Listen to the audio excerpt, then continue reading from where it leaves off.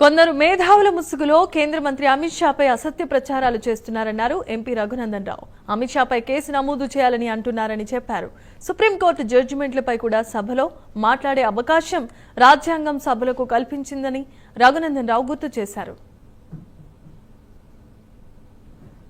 ఒక బాధ్యతాయుత స్థానంలో ఉండి ఈ దేశంలో నక్సలిజాన్ని ఏరివేయాలనేటువంటి ఒక లక్ష్యంతో పనిచేస్తున్న ఈ దేశ హోంమంత్రి గారి గౌరవ ప్రతిష్టల్ని తగ్గించేందుకు మీరు మాట్లాడినారు తప్ప మీరు మాట్లాడేటువంటి మాటల వల్ల అమిత్ షా గారి మీద కేసులు అయితేనో ఇంకోటి అవుతుందనో ఈ ఉడత ఊపులకి భయపెట్టేటోడు ఎవరు లేడు.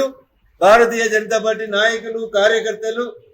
గల్లీలో ఉండే మా బూత్ అధ్యక్షుని దగ్గర నుంచి మొదలుకుంటే ఢిల్లీలో ఉండే మా ఆల్ ఇండియా పార్టీ అధ్యక్షుని దాకా ఈ ఉడత ఊపులకి ఈ నక్సలైట్ల పేరు ఇచ్చేటువంటి బెదిరింపులకి ఎవ్వడూ భయపడ్డాడని ఈ సందర్భంగా తెలియజేస్తూ సమాజంలో మీకున్న జరంత ప్రొఫెసర్ అని పేరో వకీల్ అని ఉన్న పేరో